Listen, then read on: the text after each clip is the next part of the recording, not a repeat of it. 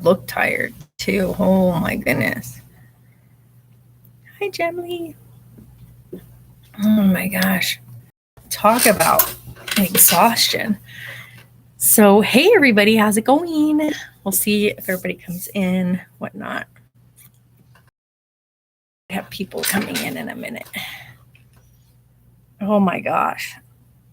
So, if you're watching this and you start off, like if you're watching this replay, like if you're watching it back after the live ends, just so you know ahead of time, when I have customers come in, I mute the stream. So that way I can talk with the customers and whatnot without the audio. Anyways.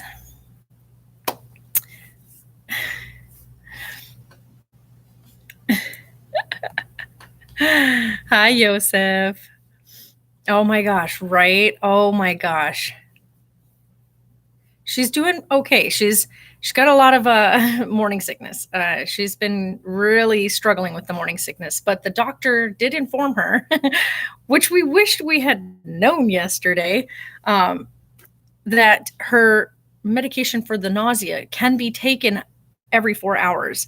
The bottle says take once a day. And then when we called about it, the nurse that answered, she was like, oh no, that stuff can only be taken once a day. And so when we were at the appointment yesterday, he asked Sarah how she was feeling, and she was just like, the nausea and the throwing up is the part that is just ringing her butt. And he said, well, how often are you taking your medicine, the medicine I gave you? And she said, well, it says take it once a day. And he goes, no, sweetheart, you can take that up to every 4 hours. He goes, it's only 4 milligrams, so you can take it every 4. And she's like, oh my gosh, all this time I've been suffering, and she could have been taking it more often. Oh my gosh, I am. If you guys listen to the small clip we did add, yeah, Joseph. I just don't like saying like medications and stuff like that, because people start to do research and they dig information, then they want to tell you all about what you should and shouldn't take, and just leave medications out of it. Just that she's on some medicine. And thank you, Kara. But yeah, so the clip though, if you guys listen to it, I did post it on here. We are not sharing any, because Sarah has made a very big point. We are not sharing any ultrasound imaging or anything like that. So Sarah was very strict about, she doesn't want anything, not an ultrasound picture, nothing of little squishy, baby squishy up on the internet. So we went through and I used my editing software. We pulled just the audio and then used the image that Sarah put together of the announcement of the baby, and we overlaid the audio from Sarah's appointment. We only did just the small clip of the baby's heartbeat when he played out the heartbeat, and there's 2 distinct things in that clip.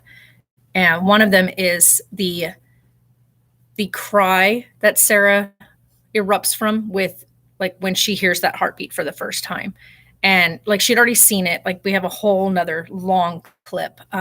He did quite an extensive look at the baby and let her really see that heartbeat just pumping away in the ultrasound, which is like literally one of the best feelings in the world. I remember when he first started it. She's due in April, and so she as soon as he started the ultrasound, the baby was very easy to find, and she immediately looked over and she said, oh my God, is that his heart? And because you can see the little fluttering. And he goes, yes, indeed, that is the heart. And so she just, she started to get really teary-eyed. And then he switched to the other way of doing it. He did a transvaginal ultrasound so he could get a really good, clear look. And so he did that. And we don't know what the number was. We weren't concerned. He said right now, because she's early, she's 8 weeks today, the rate of the heartbeat isn't what's important right now. That by next week, which he'll see her again at 10 weeks, then he'll monitor the rate of the heart rate, because right now the heart rate at under 8 weeks old can range between 90 and 120. It was definitely in that range. So as you get further and as you get past the 10-week mark, then their heart rate jumps up into like 140s and 170s. So he said that's when he's going to look at everything in 2 weeks. He's going to do measurements. He's going to do all the fun stuff. But right now, because under 8 weeks, their heart is not a full 4-chamber heart yet. So it's still 2 to 3 chambers developing into the 4 chambers. And so everything looks very healthy, very good. He is very happy. But if you listen to that clip, and the cry that Sarah has the minute she hears it is like a huge array of emotions all wrapped into one sound. There's just this one sound, no words needed. It's just this relief, this grief of the loss of the other ones, but this huge relief that this little rainbow is growing inside of her, looking amazing. Her doctor's amazing. And at the end of the clip, if you listen, he says, "You're definitely pregnant. You definitely have a heartbeat, right exactly where you should be." And he goes, "Oh," you can hear the full relief in his voice. Hold on, guys. I've got a customer. I'll be right back.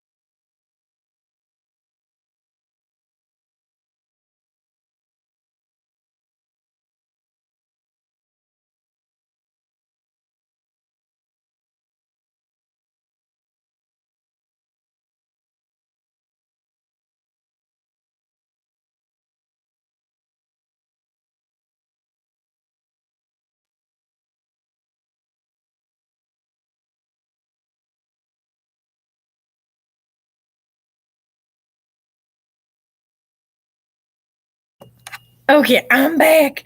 Sorry. Oh, thank you, Casey. Yeah, it has been a roller coaster. Yeah, Sarah she's at home though, you guys. So she's at the house, she's super relieved that she can actually take the medicine more often than she was told. The doctor was a little bit baffled as to why they only put once a day because he was like, "What? It's a 4 milligram tablet. It's supposed to be taken every 4 hours. It's like literally a milligram an hour. Like it's not much. It's a very low dose." And he's like, "So I don't know why they would have. Why did they do that?" And he's like, "I'm so sorry that you've been suffering the last 2 weeks." And she has been, by the way, you guys. Like she was taking it when she would take her progesterone so that she could, because the progesterone really makes her really nauseous, like it kicks her butt. And so because of that, she would take it after taking the progesterone to kind of curb a lot of that stuff. So, well, thanks, Jeffrey. So it's nice for her to be able to do that. So she's feeling much better today. She still feels, I mean, the nausea is not going to be like the doctor said, the medication isn't going to make it go completely away. What it's going to do is it's going to taper it down. It's going to keep you from wanting to throw up, and it's going to allow you to eat and feel a little bit more human. But the doctor said, as she gets further in, past like the 12-week mark, going into second trimester, she should start to notice that kind of curbs off, and she shouldn't feel so yuck all the time. Oh, she does, Casey. Yeah, she has a big old box of those sitting right next to her bed. So yeah, where we've got the old classic stuff still covered. You have to remember, I've been through 2 full pregnancies. My pregnancy with Taylor was absolutely like horrendous. I had a very, very bad, very painful pregnancy with Taylor. So, okay, hold on. Be right back. Got more people.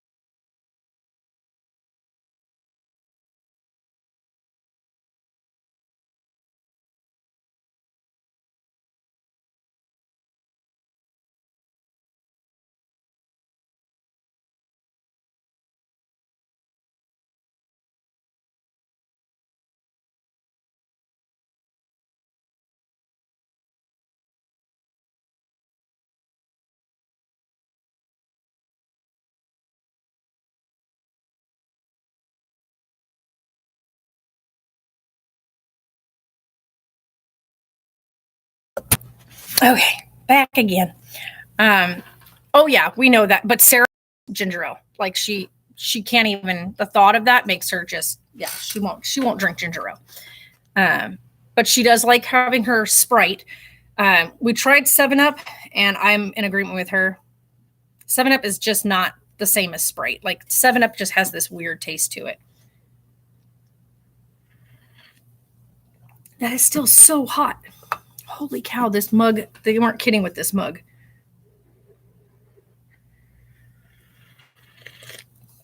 Hi, Sue. So yeah, if you guys haven't seen this, it's literally a 15-second clip. I did upload it. We wanted it uploaded for our purposes, but also for Sarah. She wanted to at least have somewhere where it was stored. She also put it on one of her page things that she has, but her pages are privated, by the way, guys. So those are for her and her group of friends only. One of the things she still isn't doing is she just is not sharing any imaging of the baby. And I know that sounds crazy because people will be like, it's an ultrasound image. All babies in ultrasounds pretty much at this early look the same, which they pretty much do. But to her, this is so sacred to her. This is something for her and for us. Like it is like she shared it with some family members, whatnot. So you like Sprite and 7-Up. See, I don't like 7-Up either. Like I don't like 7-Up. Sprite, okay.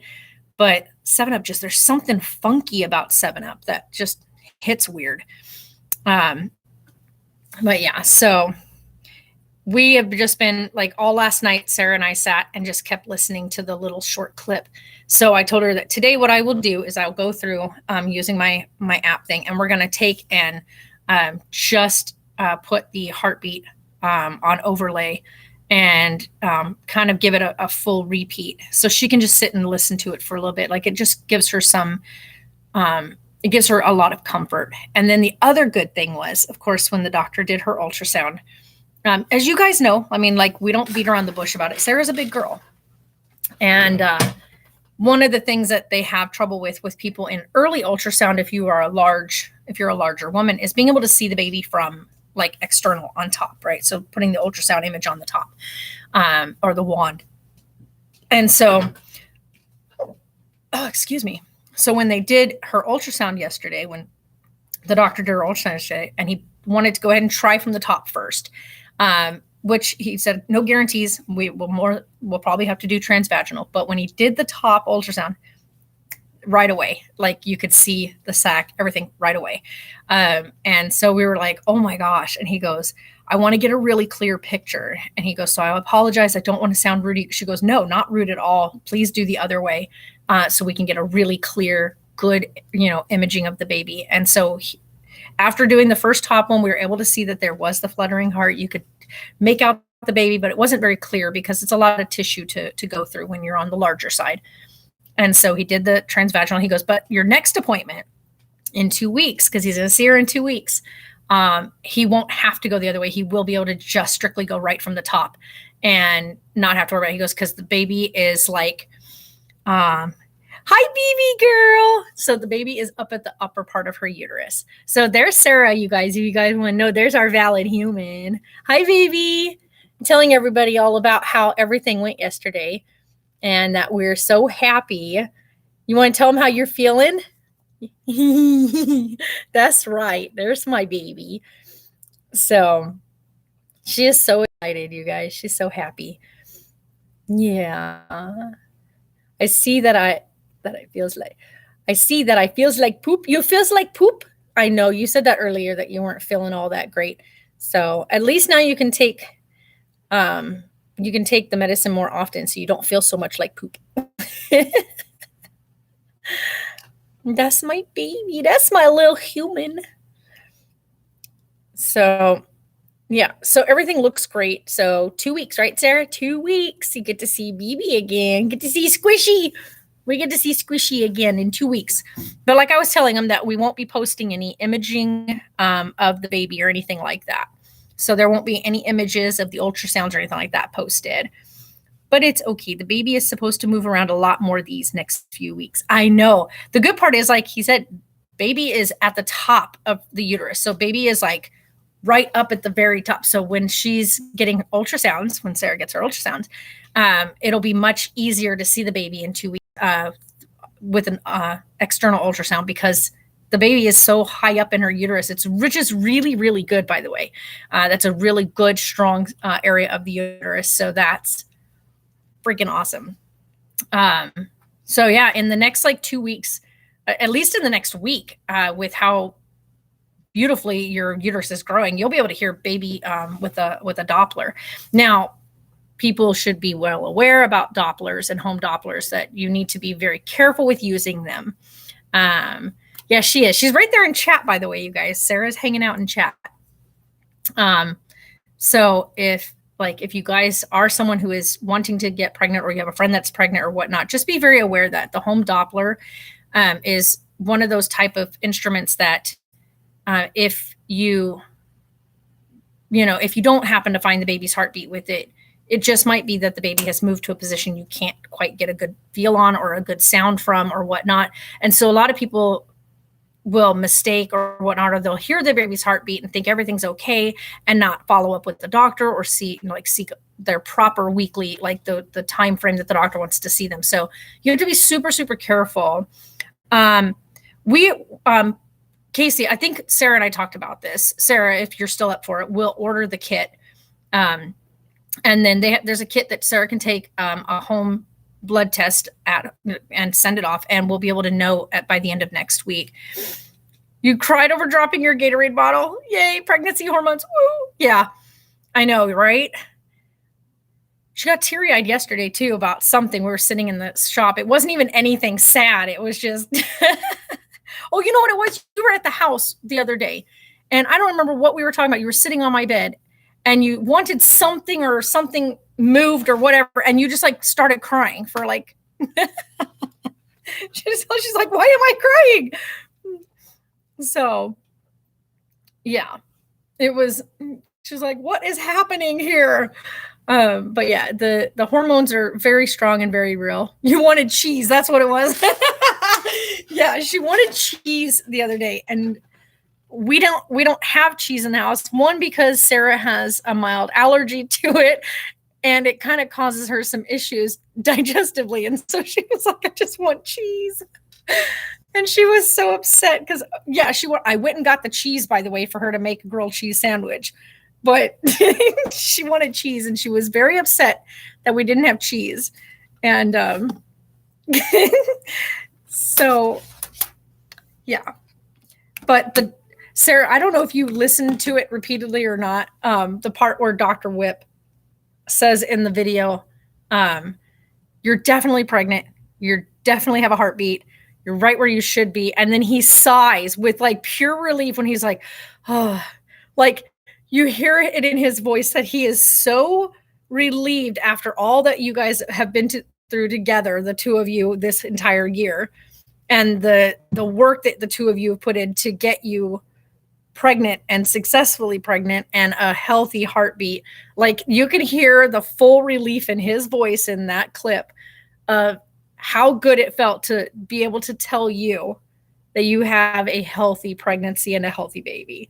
And like, Sarah's cry in that video, as well as the doctor's sigh of pure relief in like all in a 15-second clip, it will bring, like, if you're somebody who's ever struggled or gone through something like what Sarah's been going through all year, like, just those 15 seconds is such, like, it will pull your heartstrings. If the little butt would just let me hear their heartbeat at home, I could get a clear video. I know, right? Well, I'm going to take and do, because part of the audio on the 15-second clip, because the slight bit of movement that happens, so the heart rate kind of goes a little bit quieter. I'm going to take that part and I'm going to amp up the sound quality on it, and I'm going to record it up for you, like, and duplicate it so that way you can have a little bit lengthier of the sound. And then, like you said, once you get a little bit further along, which is about another week along, you will be able to hear from externally, you'll be able to hear the heartbeat with the Doppler. Because as of this point right now, with where the baby's positioned from the ultrasound and stuff, they're definitely high up. So you'll be able to catch them pretty clear from there. But yeah, definitely in like a week. So, but we're tracking everything on an app. I thought that was so funny, Sarah, at your appointment when the nurse was like, about how far along you are or whatever. And Sarah gave her the exact 7 weeks, 6 days. And she was like, oh, how do you know that? Sarah's like, my app. And she goes, but like, and then so Sarah gave her last date of her menstrual. And so she was like, oh, okay. And put that down. And I'm like, I don't think the nurse that's there, the newer nurse that's there, even knows like the fact that Sarah has done this through what we call home insemination. So I kind of want to get my heartbeat inside of a stuffy for the bit. Yeah, that would be really cool. Oh yeah, you can do that. If we make an appointment in a couple weeks to go up to what's that place called? The baby place, the one that does ultrasounds, the $40 ultrasounds. We can make an appointment with them in a couple weeks, and they can do two forms. They can do one with a bear with your heartbeat in it and a bear with the baby's heartbeat in it. And then you could have one for you and one for the baby. So the baby will always have your sounds. Also, they have ones that you can do where they can record your, Baby Meets World. If we do one that like has the womb sounds, so the sounds of the womb, which they can do, by the way, by recording. Remember how we always listen to your sounds, like the sounds of your insides with the Doppler? They can record that sound specifically and put that in, because that's what the baby is hearing, is those sounds from down below.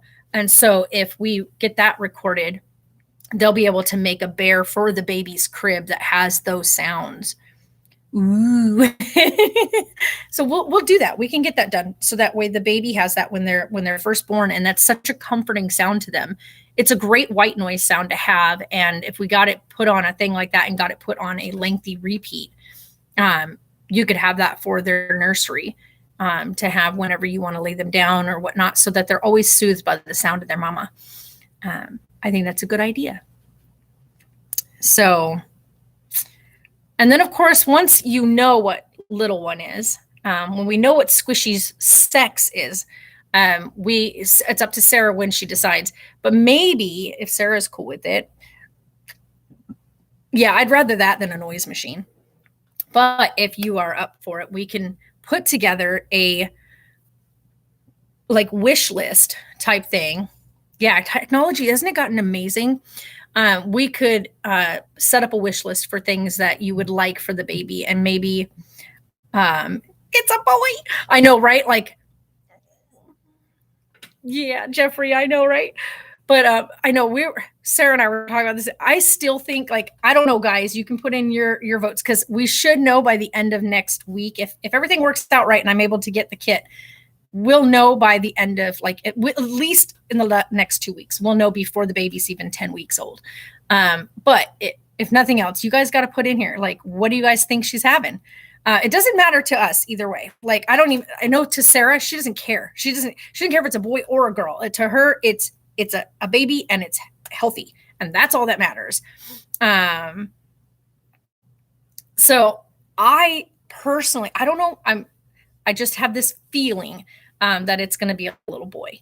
But then again, I think Sarah and I have just been, she's like, she's not had any kind of feeling for, like, what it is yet. Like with the other ones, she had like several dreams. Boy. Yeah.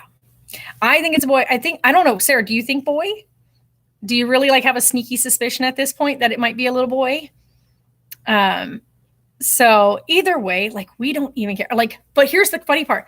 The themes that Sarah picked out, I'm not going to tell you guys the themes, but the themes that Sarah picked out, Squishy won't give you any dreams. I know, right? Like with Penelope, Sarah had like seriously deep dreams. I did too.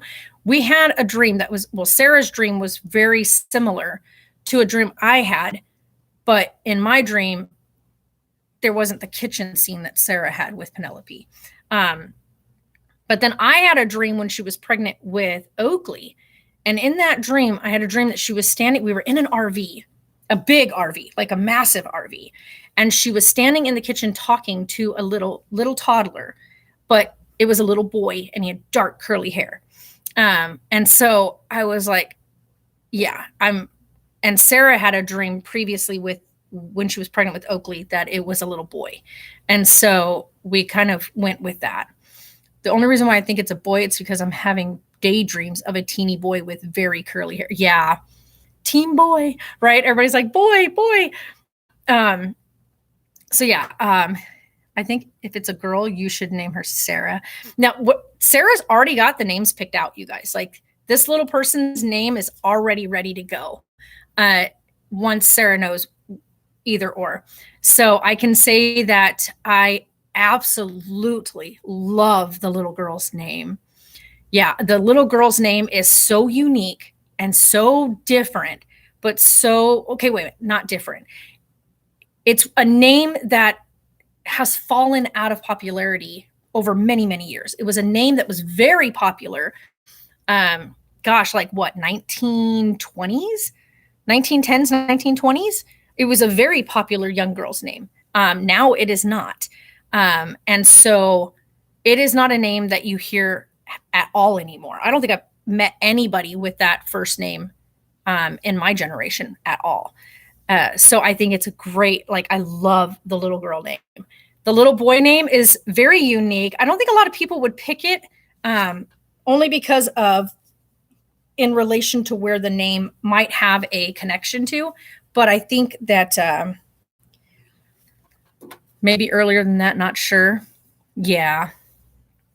So I guess we'll find out. Yeah, dreams. Oh my gosh. I had a dream the other night and it was so vivid. It was so weird. But none of it made sense. It wasn't like a dream that, like, some dreams, I don't know if people ever remember their dreams. I have a good way of keeping memories of my dreams. But when I have certain dreams, sometimes they're very fluid, right? So it'll make sense. There'll be like this long length of time, or so it seems, where there's like this whole procession of stuff that happens. But then like the one I had the other, it was so like, it felt so real, but it was so scattered, like nothing connected to the next thing. So it was like walking through like a door to go into, like, say I was walking down and it was like a bakery type thing and walking in. But when I got into the bakery place, it was a whole different, like I was walking through, like going into a field. So nothing made any sense. It was just these rapid movements of change. Yeah, I know, Sarah. I know. So believe me, we do know. And so, yeah, with this little being, this little human, this sweet little thing. I know, right? Yeah, I was reading about that too last night, Sarah, about the cramps. And it says like in the first 12 weeks, you're cramping, as long as it just feels like, your basic kind of like period cramps and aches and like stretching, you're fine. If it becomes to the point where it's like excruciating, where like you're doubled over, you can't walk, you can't breathe, whatnot, then that's time to be concerned. No, I've never had that. Thank goodness. I think, though, the reason I've never had that is because I always had to be completely alert as a young kid. We won't go into that today because this isn't about that. Yeah, I've never had sleep paralysis. Sarah's never had sleep paralysis that I know of. Taylor doesn't. Taylor has sleepwalking issues. That kid will get up and sleepwalk. And I remember when he was little having to like guide him back to his bed, not wake him up. Don't do that to somebody, by the way, if they're sleepwalking. Yeah,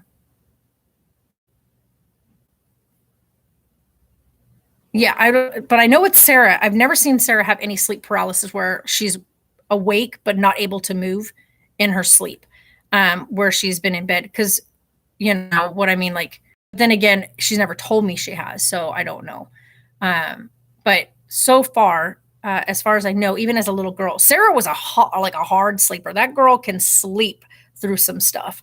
But as she's gotten older, she's got a little bit lighter of a sleep. I also noticed when she started babysitting other little people, she kind of tapered out the way she sleeps. So she doesn't sleep as hard as she used to. And now that she kind of keeps an eye on Winnie Bear throughout the night, Winnie Bear has, I think we're finally going to start, I think we're going to get close to breaking Winnie Bear of that going into the bathroom on the rug habit. I think what we need to do is put out the puppy pad for her at night, because I think that would be a good one. Your health. I just found out that this morning that your sister and your niece both have, but oh man. Wow. Yeah, that's hard. There was one time, but I'm pretty sure it was just a seizure when, yeah, I think that's happened quite a few times, Sarah, where you've had seizures while you were sleeping and started, as you came around out of the seizure, you started to come like wake up and your brain kind of being like, wow. Yeah. That's true, Caitlin. When the timing is timing is everything. And like Sarah has been ready for this for a while. And the fact that, this wasn't like, okay, because that's the thing. I think I get questions about this. This wasn't a oops, I'm pregnant, or a oops, I want to just go get pregnant. You have to remember, for the process Sarah is doing, the at-home insemination, or the what they call IUI, intrauterine insemination process, is, one, it's a costly process. Two, it takes planning and timing and all that stuff. So this wasn't all off the whim type thing where she's just going to go and get pregnant with a baby. So that's the difference. Like a lot of people don't understand. We get questions too about, like, from family, where when Sarah first announced that she was pregnant, back when she was pregnant with Penelope, people were like, I didn't even know she was with a boy, or that she was dating or anything. And it was like, because she's not. And so that kind of set people like, wait, what? And so people were just very confused about the whole situation. Um, yeah, it was like an out of body experience. Yeah, exactly. See, and we talked about that before, about you having, like, when you were coming out of a seizure when you were sleeping. Like, that's, I couldn't even imagine, because I've never had to be through that. The only thing I've ever gone through was when I was a kid, and I won't even go into detail other than being woken up in a very traumatic way and not being able to like figure out what's up, what's down, where you're at, what's happening is, gosh, it is just the worst feeling in the world. So, and just for any future questions, this baby will be my only baby for a while. Yeah, right, Sarah? By the way, you guys, that is a question for some reason people have already started asking her. They did the same thing when she was pregnant with Penelope, where they would ask her, well, when do you want to have another one? She hadn't even gotten through the pregnancy yet. She wasn't even through the first trimester yet. People have already asked that this time around, which was, do you guys ever JD? What does that mean? Oh, I don't know why that. Oh, I know why, because it had the word jerk in it. Yes, I do. But then again, for me, you have to remember, for me, I have severe sleep PTSD. Severe. And I mean that, like, Sarah can even validate this. Like, I will go weeks where I maybe get like 3 or 4 hours of sleep in combination, right? So if you tallied it up, and then there will be a moment where there'll be a night where I crash out, and I swear to you, my kids will vouch this. They get scared because I am completely unresponsive on the night where my body decides it has had enough, it is exhausted, and I crash out. I am completely unwakeable in that time. And it scares the piss out of both of them when that happens, because my body will have worn down so far and so much that it shuts off. You jerk awake when I feel like I'm falling. Yeah, that's the one, right? When you feel like you're going to fall. Or you trip on a curb in your sleep and you jerk awake. Yeah. Don't you love those type of things? Yeah. I remember Sarah at one point thought she was going to have to call 911 because I just did not respond. Like, I was completely unresponsive. But for me, I have severe sleep PTSD from stuff that happened when I was a kid. Like I said, I'm not going to get into that stuff. But yeah, I've had times where I can't sleep. I start to doze off and my body will immediately respond with what are you doing? Don't do that. Wake up, And even though I'm 42 years old, you guys. I haven't lived in my mother's house since I was 17. I've not lived around my mother since I was 17. And for me, my body still has this muscle memory of constant fear when I need to go to sleep, due to the constant stuff that happened while I would try to sleep as a kid. And so because of those traumatic things as a child, even though I know I'm completely okay to go to sleep at night, like mentally, I know I'm totally fine. My body and my muscle memory doesn't think so. And so I'm constantly on high alert and high edge. And it is traumatic. Let me tell you what, it is horrible. When all you want to do is lay down and go sleep at night. Like, there's nights where I get so irritated that I just want to fall asleep. And of course, that doesn't help the situation when you're so tired, you want to sleep, but you can't sleep.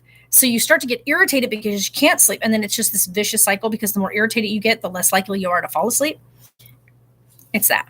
So yeah, but back to the baby, back to the little baby squishy. By the way, that is what we have dubbed this little one, or as Sarah has so lovingly named the baby, the little chicken. That nurse had me laughing so hard. She says, I can guarantee you won't birth a chicken. But yes, Sarah, you're a wee little chicken, or you're chicken little. They did. Come on, right? I will agree. Definitely looks like a wee little chicken, and I love it.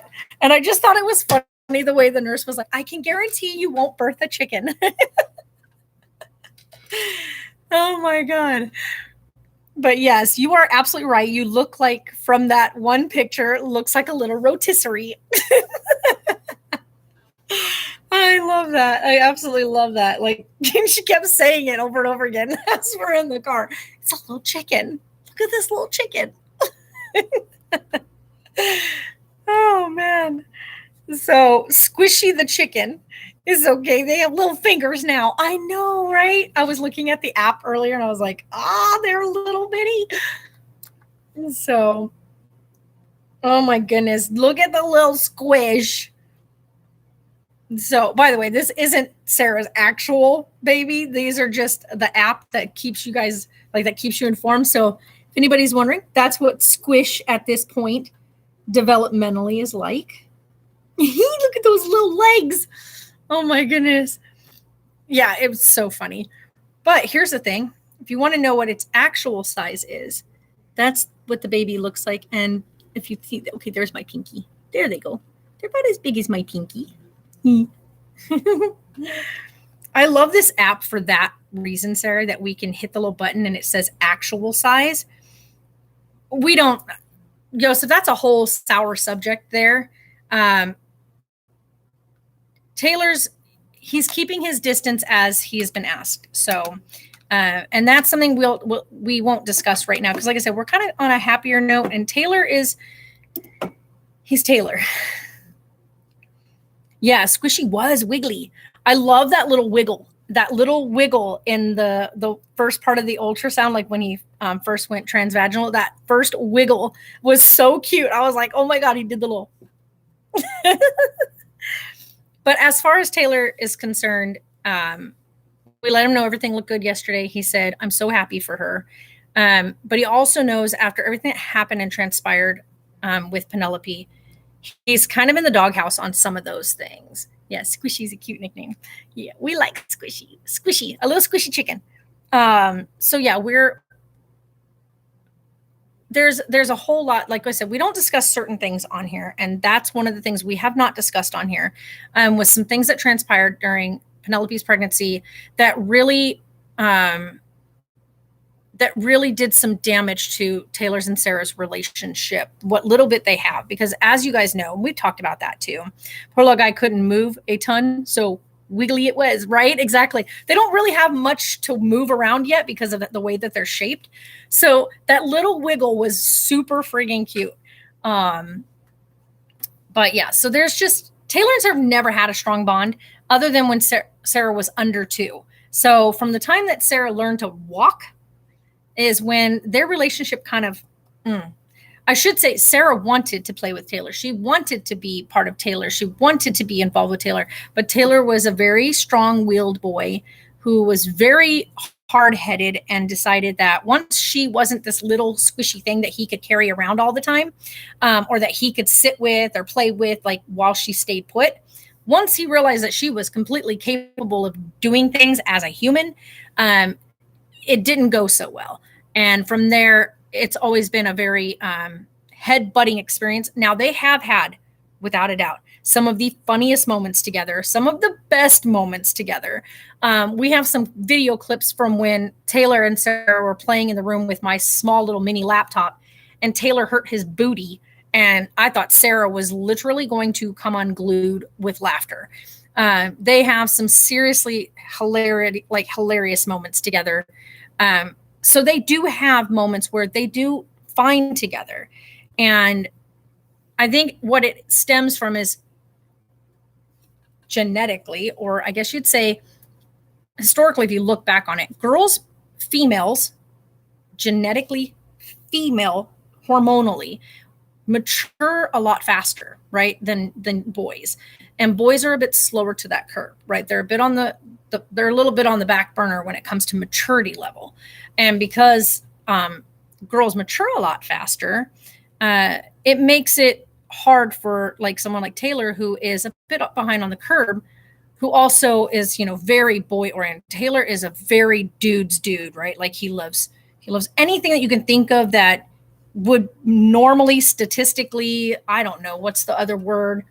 When people, the stigma of what a boy is Taylor, like climbing trees, getting dirty, playing on dirt bikes, getting out and being rugged. I mean, girls can do those things too, but statistically looking at things, You look at those things and they're associated with boys. That would be Taylor.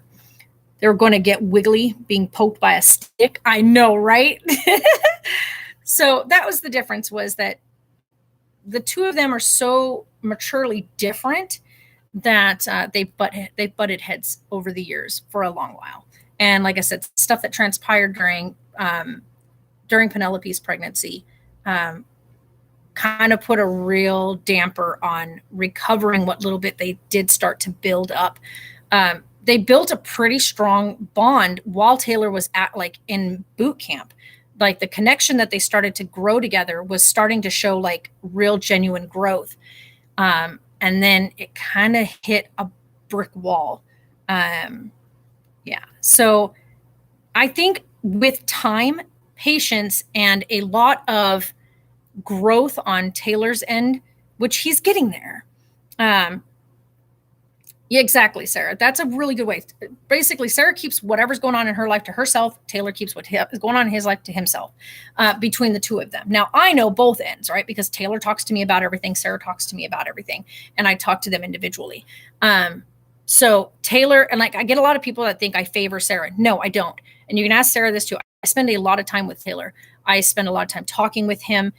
Yes, we kind of butt heads in some instances because I'm extremely strong-willed. I'm a very independent person, and I know a lot of the things that Taylor's wanting to do and what the outcome of some of them things are if he continues doing certain things. And so he's very strong-willed. He's exactly like me. And so we do butt heads on certain things, but in the end, it comes around to where he comes and talks to me because he made a decision that backfired. We got a new to US truck, a new to you truck, a 2004 Chevy Colorado. Oh wow, nice. But Chevy Colorados are nice trucks. So like I said, Taylor is extremely important to me. You guys have no clue. Like this last couple weeks when Taylor, we're pretty sure, caught COVID. He's now negative. He's doing good. He still can't taste or smell anything. But when he caught it, there's nothing I could do for him, right? Because I can't expose me or Sarah to him. And so when he caught it, he was completely on his own. Like he didn't have anybody that could be there to care for him or to help him through it. And that as a mom is like the worst feeling in the world, because as much as I wanted to go upstairs and into the back guest house and make food for him and be there for him and check his temperature and watch his breathing, I couldn't because we had appointments and stuff that were going to be happening for Sarah with the pregnancy. And I couldn't expose Sarah to it, as well as I couldn't be around him and expose the cats to it. So that was another big thing, is that we had to be super, super careful. And I hated that thought because I knew that where he contracted it more than likely was because of his irresponsibility and partying with friends through his weekends. So when Taylor has his 2 days off every week, he was spending it with his buddies, smoking and drinking and doing things that a 22-year-old is going to do, by the way. So no shade on that. Taylor is 22 years old. He is an adult. He is capable of making choices, but he made some choices that during what's happening right now in our global world of things that are happening, he made some choices that put him at risk, and that risk ended up happening to get, like, thank goodness we're all vaccinated. And because he's vaccinated, it wasn't a severe case. It was a breakthrough, but it wasn't a severe case. So he's doing much better. He actually got to finally go back to work yesterday. So there's just things that you think about, like, I don't say, oh, poor Taylor. Here's the reason why I don't say poor Taylor, Casey. Because Taylor is well aware of the risks that are out there, right? He's well aware. Everybody's been talking about it. He was active duty when this whole thing first broke out.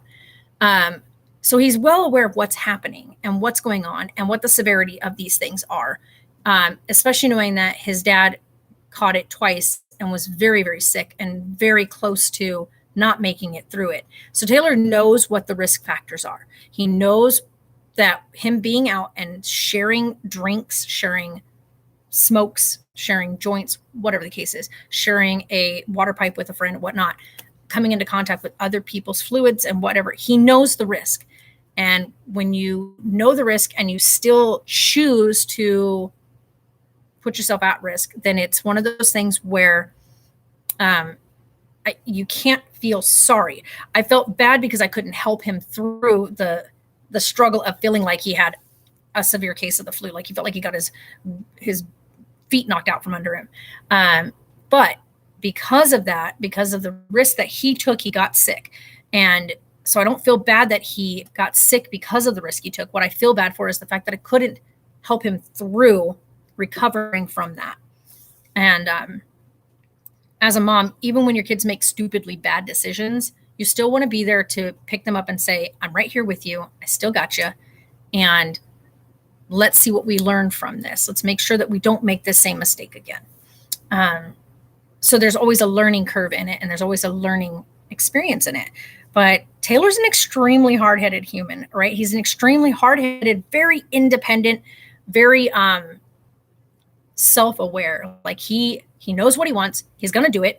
And even if there's consequences that are listed for him, he's going to do it either way, and he'll suffer the consequence afterwards.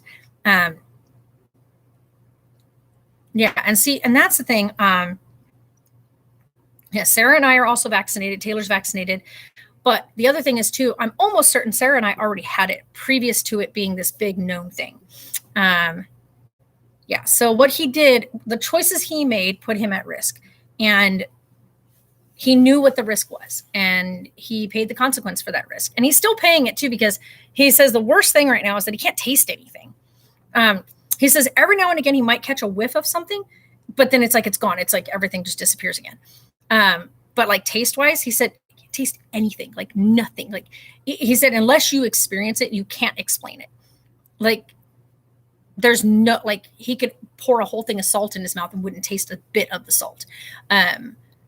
He's not one for spicy food, right? Taylor's not a big spicy person, but he said he ate stuff the other day that was supposed to be super, super spicy, and he couldn't taste it at all. He said he could feel a little bit of like the warmth in like what happens to like your taste buds when they get that spice, but nothing that he couldn't taste it. Yeah, I'm one of those people who will work through a stomach or a headache, even the common cold, in order for me to take off work. You have to be, yeah. See, and that's the thing is, but here's the thing, Taylor didn't want to take off work. However, of course, with everything that's going on, and he works for a company where he's interacting with customers all day long, you can't have him in there. So he had no choice but to take time off work. Because you can't be exposing, like if it was a stupid common cold, then yeah, I'm one of those people too, where I could literally be hugging a toilet all day, but I will make sure that I push through and get to work. That's just me though. Exactly, Casey. Nobody's perfect. Taylor is by far not perfect. I am nowhere near perfect. I have so many flaws and so many things about myself that are just make me want to pull my own hair out sometimes. And it's just one of those things where Taylor is usually one of those people that even if he does catch a cold or whatnot, he perseveres through it. I mean, that kid has been through so much as a kid that he's always been one to push to the top of it. Always been like, you're not keeping me down. They say I'm not going to do this, but he did it anyway. So he's a very strong-willed person like I am. Sarah's the same way. She's very strong-willed. And I love that about both my kids. They took that from me. Taylor's a little more stubborn in that sense, though. A relationship with me, I'm tired of them holding grudges for me living my life and wish they'd talk to me, because you don't ever know when the last. Exactly. I found out about from your dad telling you. I was move out of my parents' house to live my life, and now they don't message me or nothing. Yeah, I know. I forgot about it. I saw it in the car when I got here, Sarah. I was like, oh no. And I even have your wallet too, by the way. It's still in my purse. So I have your wallet and your pan. If you guys are wondering about her pan, it's her puke pan. It's one of the oldest pans in the entire existence of this world, and it's never going to get cooked in. So I gave it to her for her pukey pan. Look inside of that area in the back, Sarah. There should be something else back there. There's some smaller ones back there. Those are all the ones I'm going to clear out and throw out. So just pick one from back there in that room. Those are all grandma's old pans. Only just don't use the big, huge, I I call it the pasta maker. It's not a pasta maker, but that massive deep pan, don't use that one. But you can grab any of the other ones that are up there in that shelving. Or even that white bucket, the one that we used for washing dishes up when we lived in the apartment. You can even grab that thing.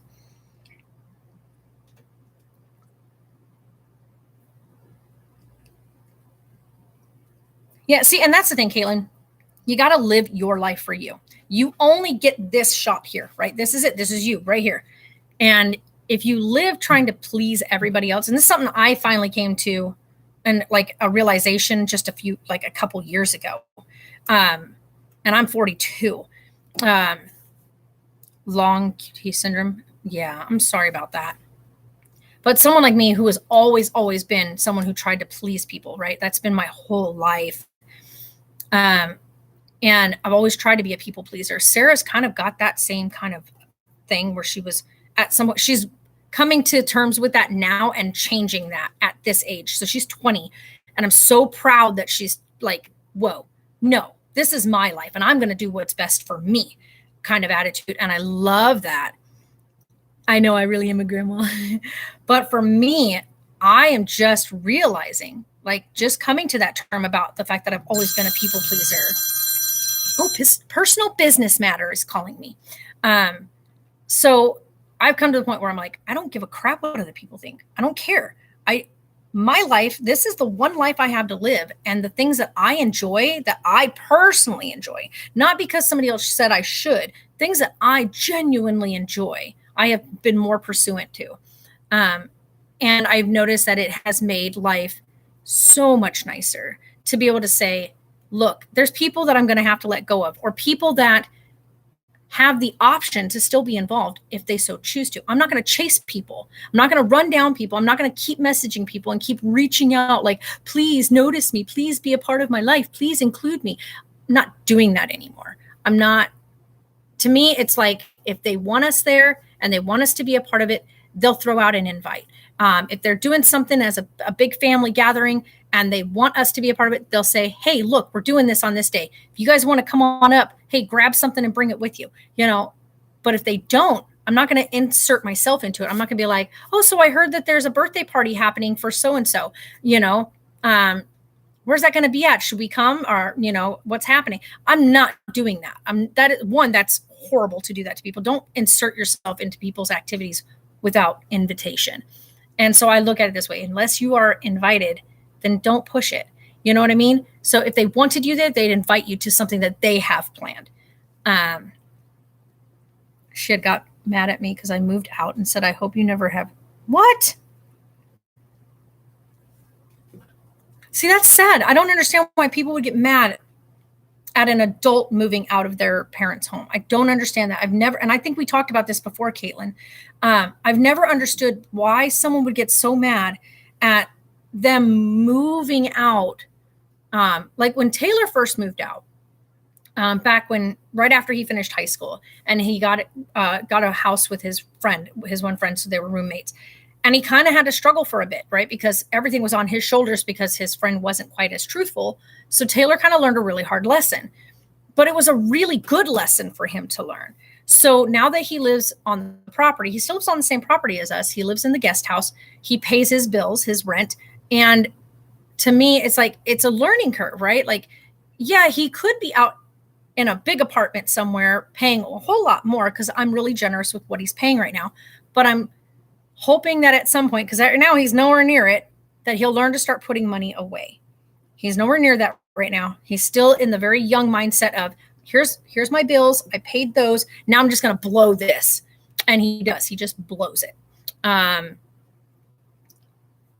Yeah, she should be mad at my brother for having twins and kids and not taking care of them because my parents got custody of them and my mom's so sick. I've been the main caretaker for the twins and my mom. Yeah, but see, that's not your job. That's the thing, is that's what people need to understand. Okay, I get being family, right? And I get helping, but you shouldn't end or have to give up the things you want for your day-to-day life to benefit or help somebody else who made choices that weren't yours.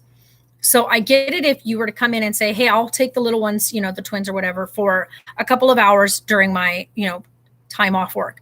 let's just say this is just an example. So if you say, hey, mom, I'm going to come over, I'm going to clean up some things for you and whatnot, but I've got this, and this I still got to take care of for myself today. So that is how it should work. When you are family, it should be multiple family members pitching in to help out the one that needs it, right? So it shouldn't be just on the shoulders of one family member. Shouldn't be, well, look, so-and-so is sick. It's your job to take care of them. No, it's not. It's all of our job. It's all of us who are supposed to pitch in together. We're all family. So if one person is ill or one person is having trouble, it should be everybody coming together to help that one person. So a couple hours from this person, a couple hours from that person, and it'll all add up. But it should never fall on the shoulders of just one person. I watched that happen with my aunt when my grandpa was in his end years, and it fell on my aunt. She was the only one, like she was the only family left, and my grandpa wanted nothing to do with my mother. So that was not even because my mom had him for a little while, and my grandpa actually fell while in my mom's care, and my aunt ended up moving him in with her. My aunt was the literal last one that was left to take care of him. None of his sons or anybody stepped up to help my aunt. She was all alone in taking care of my grandpa. And it was horrible. Yeah, it's definitely not your job. It's not your job. And if they don't like that, that's fine. Like there's a point, like, and Sarah and I were talking, and they say this whole stupid saying about blood is thicker than water and yada, yada, yada. But I've also learned that water is so important to keeping you alive. And the people that you choose to put in your life and that you want to call your family, they're your water source. And they are also, sometimes in life, you need a blood transfusion, right?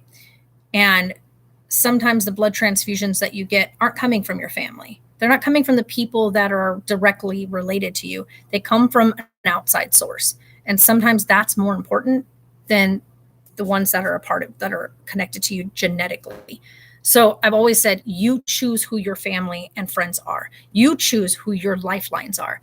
And to me, I have found more love, affection, connection with friends that I have had for many years have been so much more important and impactful in my life.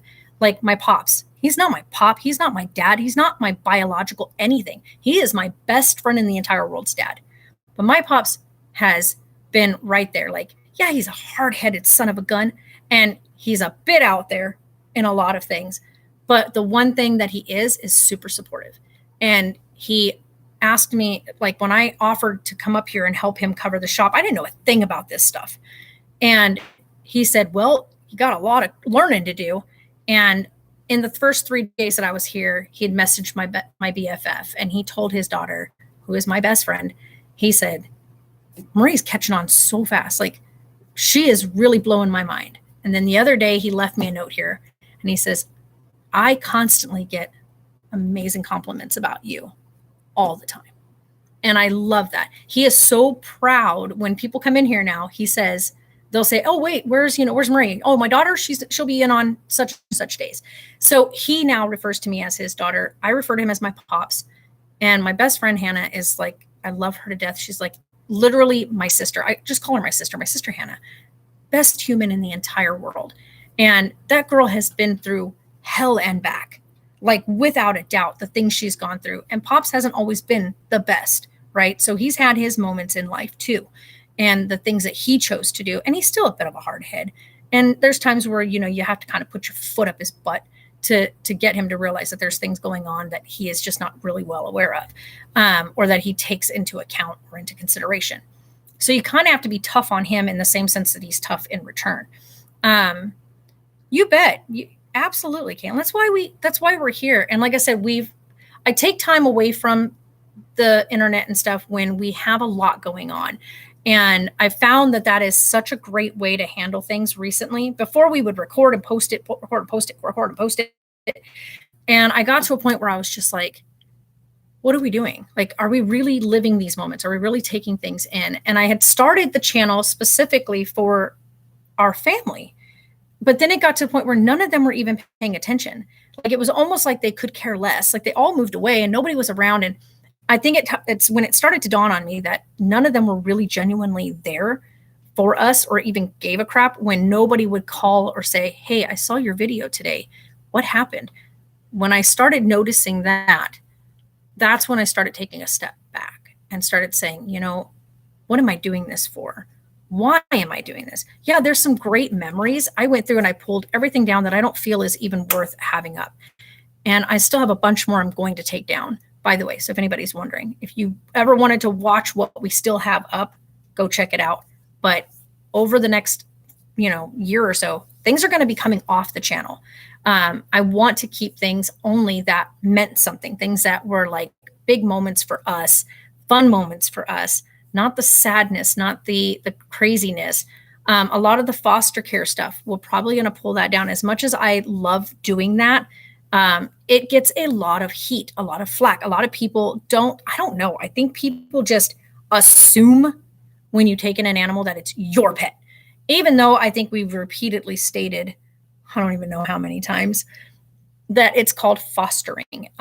Look into it in your local communities. If you have the means and the need or the want to do it, do it. There are sad moments. Let me tell you what, there are moments where your heart is going to break, but the rewarding moments are absolutely rewarding.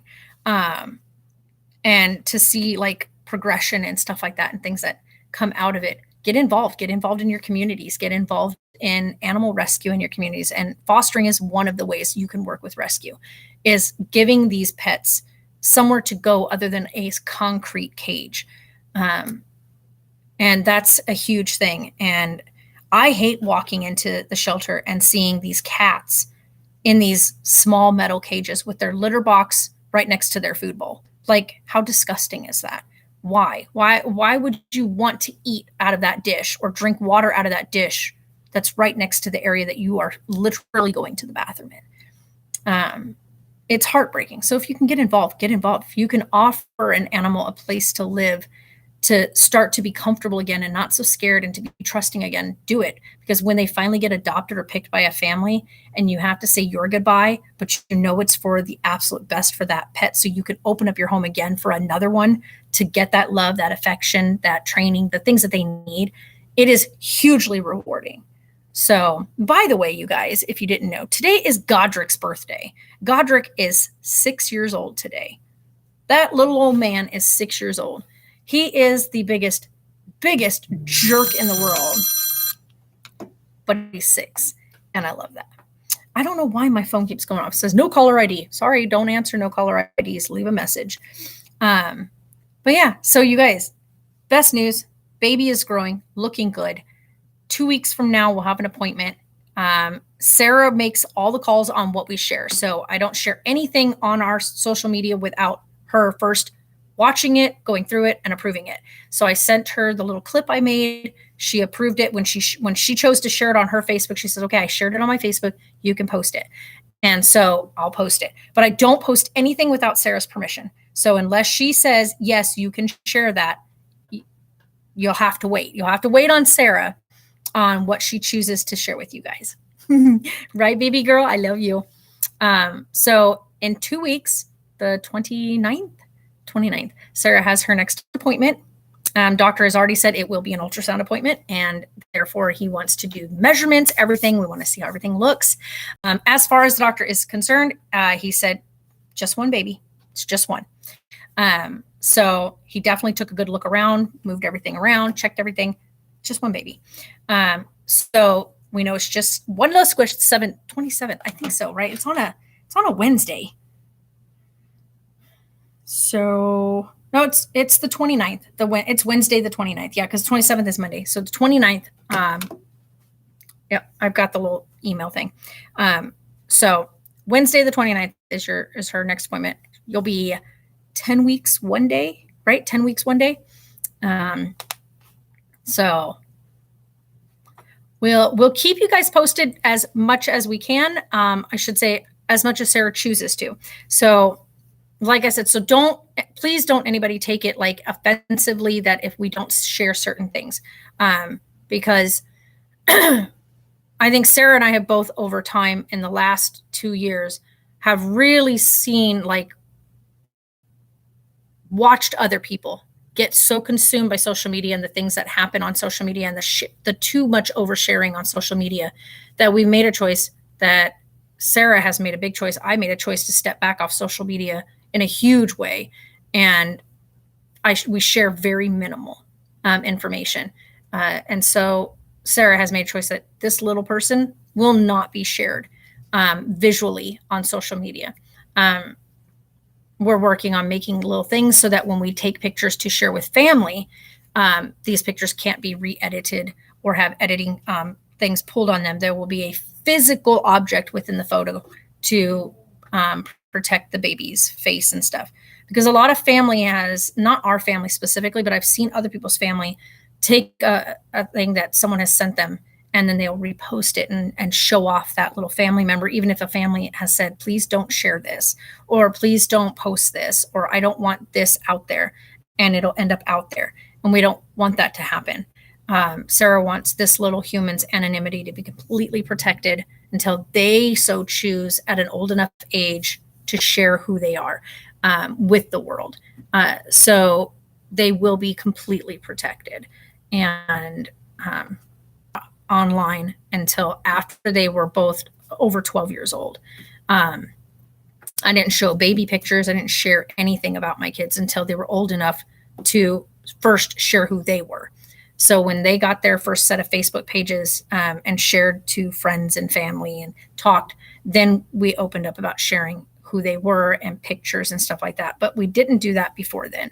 And I'm glad I didn't, because it gave them the option of what they allowed out there versus what I wanted out there. As a parent, you got to protect them. And I noticed that there's other big name people that have taken a step away from social media and have said, you know, my kids are more the important part, and I need to step back and protect them. And so I don't know who you are, but okay. But yeah, so that's the thing is, so don't be offended if you don't ever get to see a face or what this little human looks like, because right now they're innocent and should not be exposed to anything out there that anybody can use or do any nefarious stuff with. So that's what Sarah has chosen, and I completely back her up and have her back in that entire process. So I'm going to get off here, and yeah, I'm going to start writing some more, because I have a lot flooding in emotions and information that I want to finish writing the next chapter. So we'll see how that goes. And you guys are fantastic. I love you, my little human. And and I'll see you guys later on. All right. So like I said, whenever we have something going on, we'll pop on here. We'll say hello to you guys. But otherwise, just, you know, live your lives. Like, try to do your best to be there for you and do what's best for you. Of course, within reason that you're not affecting others. You know what I mean? Like, you're not harming someone. If it's not hurting anyone else, enjoy your life and live your life to the best of your ability for what you choose to do with it. And I love you guys.